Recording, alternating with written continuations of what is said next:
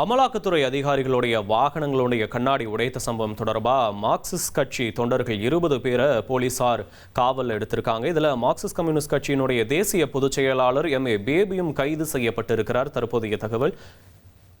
கூடுதல் விவரங்களை செய்தியாளர் பிரசாத் வழங்க கேட்கலாம். பிரசாத், வணக்கம். பிரசாத், விவரங்களை பதிவு பண்ணலாம். வணக்கம்.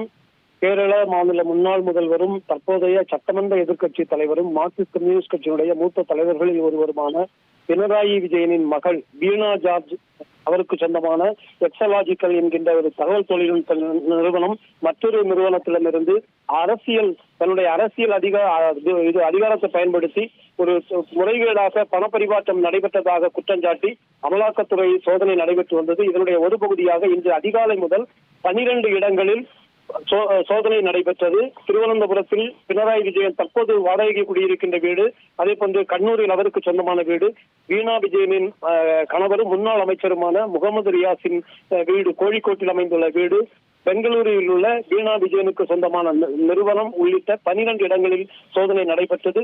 இந்த சோதனை தொடர்ந்து அந்த பகுதிகளில் கோழிக்கோடு, கண்ணூர், திருவனந்தபுரம் பகுதிகளில் ஏராளமான மார்க்சிஸ்ட் கட்சியின் தொண்டர்கள் குவிந்திருந்தார்கள்.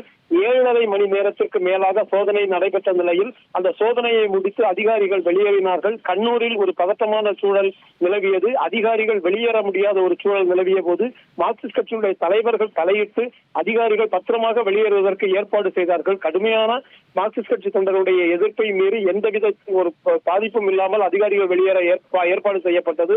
கோழிக்கோட்டிலும் அதே போன்ற சூழல் ஏற்பட்டாலும் அதிகாரிகள் பத்திரமாக வெளியேறினார்கள். ஆனால் திருவனந்தபுரத்தில் தற்போது பினராயி விஜயன் வாடகைக்கு குடியிருக்கின்ற பேக்கரி சந்திப்பில் உள்ள வீட்டில் அந்த சோதனையை முடித்து அமலாக்கத்துறை அதிகாரிகள் வெளியேறும் போது அவர்களது 2 கார்களுடைய கண்ணாடிகள் செங்கலால் மார்க்சிஸ்ட் தொண்டர்கள் அடித்து உடைத்தார்கள். இதனால் பெரிய பதட்டம் நிலவியது. தொடர்ந்து அங்கு தொண்டர்கள் கல்வீச்சு உள்ளிட்ட முட்டை வீச்சு உள்ளிட்ட சம்பவங்களும் அந்த அமலாக்கத்துறை அதிகாரிகளுடைய வாகனங்கள் மீது நடைபெற்ற நிலையில் மிகவும் பதட்டமாக காணப்பட்டது.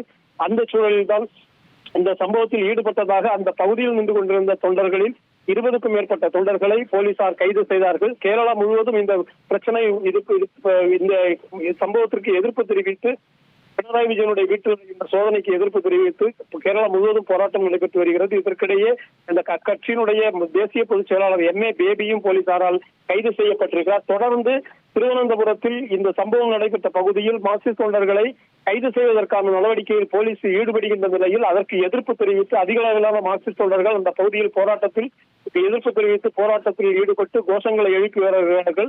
இதற்கிடையே இந்த பினராயி விஜயன் வீடு அமைந்திருக்கின்ற காவல் நிலைய அருகேயான மியூசியம் பகுதி காவல் நிலையத்தில் தற்போது அமலாக்கத்துறை அதிகாரிகள் புகார் அளித்துள்ளார்கள்.